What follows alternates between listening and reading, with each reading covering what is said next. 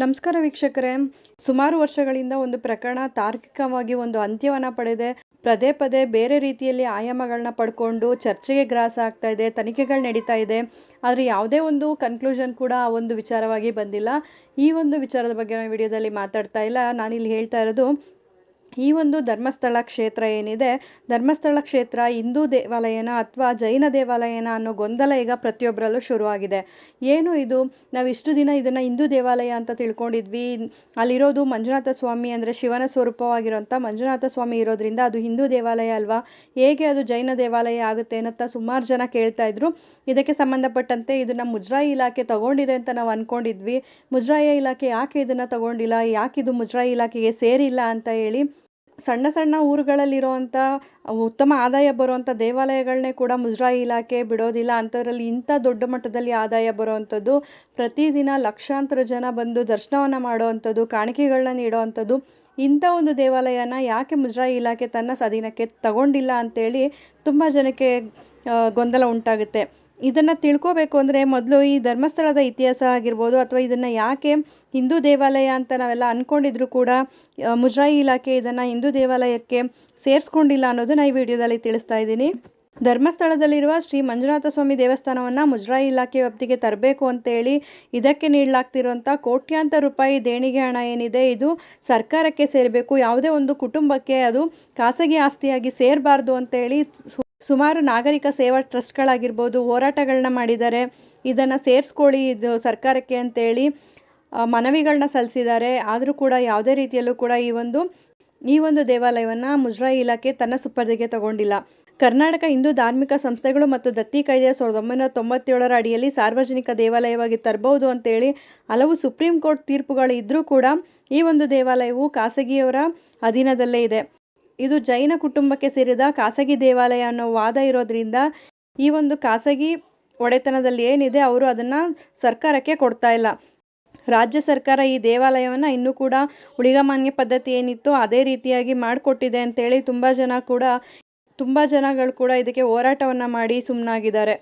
800 ವರ್ಷಗಳ ಹಿಂದೆ ಧರ್ಮಸ್ಥಳದ ಬೆಳ್ತಂಗಡಿಯ ಒಂದು ಗ್ರಾಮವಾದ ಮಲ್ಲಮಾಡಿಯಲ್ಲಿ ಕುಡುಮ ಎಂದು ಕರೆಯಲಾಗ್ತಿತ್ತು. ಈಗಿನ ಧರ್ಮಸ್ಥಳವನ್ನು ಕುಡುಮ ಅಂತೇಳಿ ಕರೆಯಲಾಗ್ತಿತ್ತು. ಇಲ್ಲಿ ಜೈನ ಮುಖ್ಯಸ್ಥರಾದ ಒಂದು ಜೈನ ಕುಟುಂಬದವರು ಏನಿದ್ರು ಬೀರ್ಮಣ್ಣ ಪೇರ್ಗಡೆ ಮತ್ತು ಅವರ ಪತ್ನಿ ಅಮ್ಮು ಬಲ್ಲಾಳ್ತಿ ನೆಲ್ಲಿಯಬೀಡು ಎಂಬ ಮನೆಯಲ್ಲಿ ವಾಸ ಮಾಡ್ತಾ ಇದ್ರು.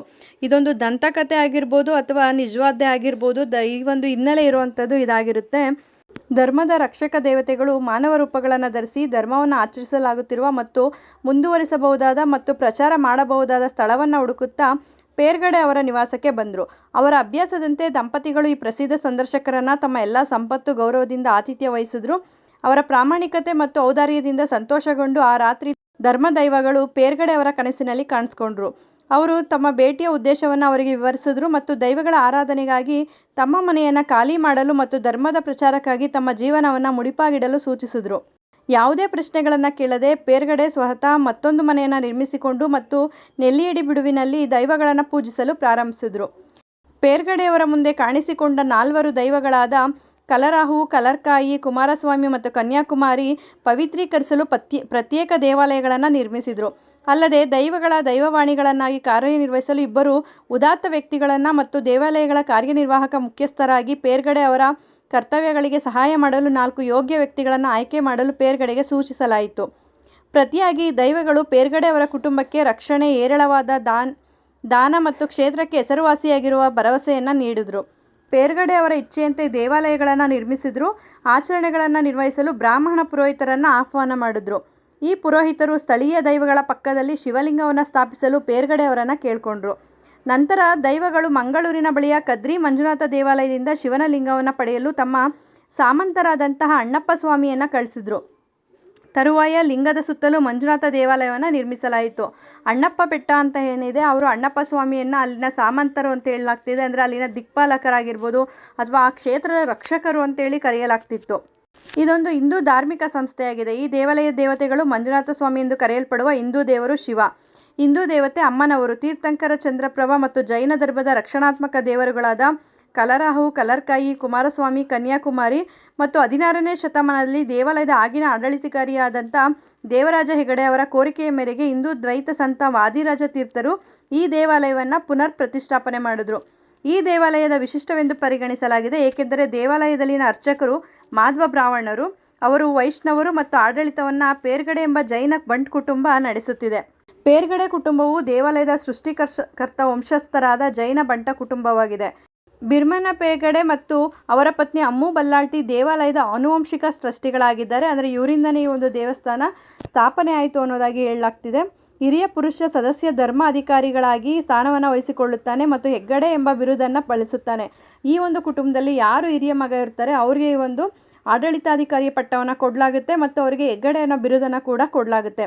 ಹೆಗ್ಗಡೆ ದೇವಾಲಯ ಪಟ್ಟಣದ ಉಳಿಗಮಾನ್ಯವಾದ ಅಧಿಪತಿಯಾಗಿದ್ರು. ಅಂದರೆ ಕ್ಷೇತ್ರದಲ್ಲಿ ಯಾವುದೇ ಒಂದು ಕ್ರಿಮಿನಲ್ ಪ್ರಕರಣ ಆಗಿರ್ಬೋದು ಅಥವಾ ಯಾವುದೇ ಒಂದು ಜನಗಳ ಗಲಾಟೆ ಆಗಿರ್ಬೋದು, ಅದನ್ನು ಒಂದು ಪಂಚಾಯಿತಿ ಅಂತ ಏನು ಹೇಳ್ತಾರೆ ಆ ರೀತಿಯಾಗಿ ಅವರೇ ಅದರ ಮುಖ್ಯಸ್ಥರಾಗಿ ಆ ವಾದ ವಿವಾದಗಳನ್ನ ಸರಿ ಮಾಡುವಂಥ ಕಾರ್ಯವನ್ನು ಮಾಡ್ತಾಯಿದ್ರು. ಈ ಹೆಗ್ಗಡೆ ಕುಟುಂಬದವರು ಕೂಡ ಅದೇ ರೀತಿಯಲ್ಲಿ ನಡ್ಕೋತಾ ಇದ್ರು. ಇವರು ಕೊಡುವಂಥ ತೀರ್ಪಿಗೆ ಎಲ್ಲರೂ ಕೂಡ ಬದ್ಧರಾಗಿರ್ತಿದ್ರು. ಪೇರ್ಗಡೆ ಕುಟುಂಬದ ಸುಮಾರು 20 ತಲೆಮಾರುಗಳ ಧರ್ಮಾಧಿಕಾರಿ ಸ್ಥಾನವನ್ನು ವಹಿಸ್ಕೊಂಡಿದೆ. ಪ್ರಸ್ತುತ ಇರುವಂಥವರು 21ನೇವರು ವೀರೇಂದ್ರ ಹೆಗ್ಗಡೆಯವರು.